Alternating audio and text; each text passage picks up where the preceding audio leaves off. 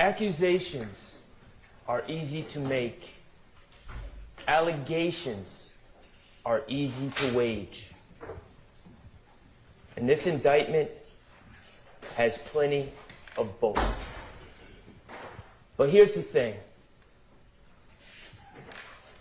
There's a big difference between making allegations and proving them in court beyond a reasonable doubt to the citizens of Fulton County. It's a different matter entirely.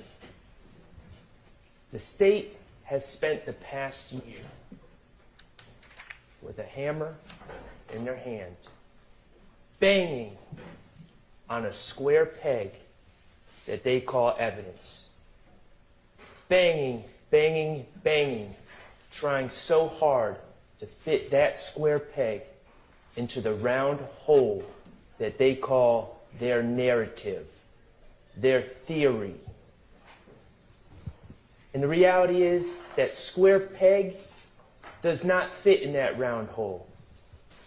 It never fit. The state hasn't proven their case, and they certainly haven't proven their case beyond a reasonable doubt. In this indictment, the state accused Shannon Stillwell in count 1 of violating conspiring to violate the Georgia RICO Act. He did not. They have not proven their case beyond a reasonable doubt. I'm going to ask you to find Shannon Stillwell not guilty. In count 2, the state alleged that Shannon Stillwell on January 10, 2015 shot and killed Donovan Thomas. He did not. The state hasn't proven their case beyond a reasonable doubt, and I'm going to ask you to find Shannon Stillwell not guilty of count 2. In counts 49 through 54, the state has alleged that Shannon Stillwell on March 14, 2022 shot and killed Shymel Drinks. He did not. The state has not proven their case beyond a reasonable doubt, and I'm going to ask you to find Shannon Stillwell not guilty. Good morning, good afternoon, ladies and gentlemen. I think I've made this abundantly clear over the past year. My name is Max Schardt, and I represent Shannon Stillwell. But that's not the entire story. In fact, I have been joined by my co-counsel, Mr. David Botts, my wonderful legal assistant, Shaquille Kokomo, and it's been our honor to represent Mr. Shannon Stillwell throughout this process. And I'm excited for the opportunity to talk to all of you about the evidence that we have heard over this past year. But before we get started with that, I want to acknowledge you, the jurors. I want to acknowledge the immense time commitment that you have given this case. I want to acknowledge the sacrifice to your family, the sacrifice to your job, the sacrifice to your vacation plans. I want to acknowledge the patience that you have shown me and all the other attorneys, and I want to acknowledge the attention that you have shown this case. It's greatly appreciated. I acknowledge the fact that you have been paying close attention to this case, and for that reason, I'm going to try to avoid rehashing every piece of evidence. I'm going to try to be as direct and concise as possible to avoid unnecessarily taking up too much more of your time. Mr. Kokomo, if you could put page 3 up.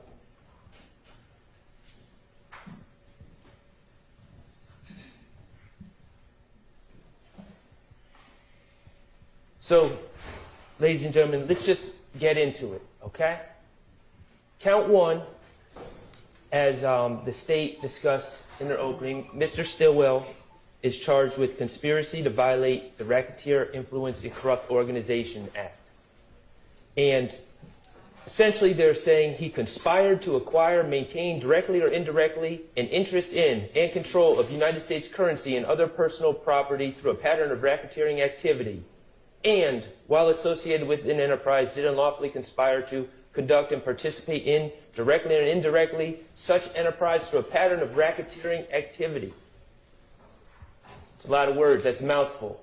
And we're going to get to talking about what that means, what it doesn't mean, how it applies to the evidence that's been presented in this case.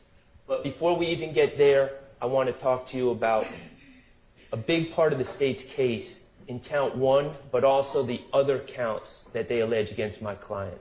And that is the state's use of quote-unquote expert witnesses, more specifically the gang investigators that they have called. Mr. Kokomo, if you could put on page 4. They've called, as you probably recall, a gentleman named Belknap, Investigator Underwood, Investigator Dennis, Investigator Gaither, and Investigator Viverito. Some of those people they've called multiple times in this case. And I want to talk to you about how to analyze their testimony and what your duties as jurors are to consider how much weight to give the testimony of those witnesses, those quote-unquote self-proclaimed experts. You'll be given this jury instruction, 130 about expert witnesses, and I'm going to focus on the second paragraph. It says, you are not required to accept the testimony of any witnesses, expert or otherwise. Testimony of an expert, like that of all witnesses, is to be given only such weight and credit as you think it is properly entitled to receive.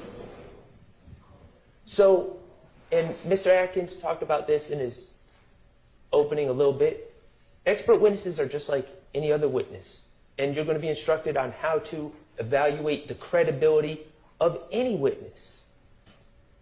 Not just lay witnesses, but experts as well. And there's some factors that the Honorable Court is going to give you to consider in evaluating the credibility and evaluating how much weight to give these witnesses.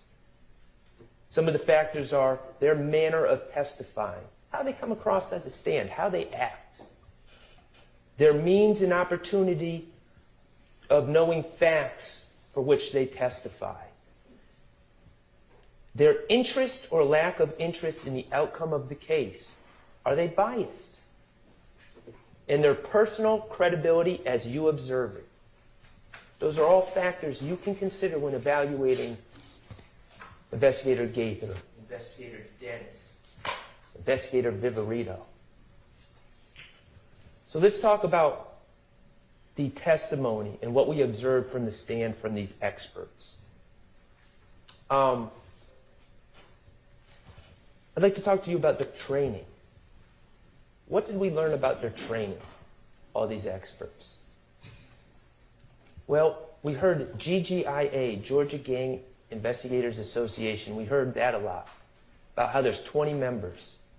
Remember? And we ask about what your training is, and they say, well, I go to the 2-day seminar every year. GGIA, there's 20 members. And then we learn who teaches at these seminars. Remember Detective Underwood? Remember Detective Underwood?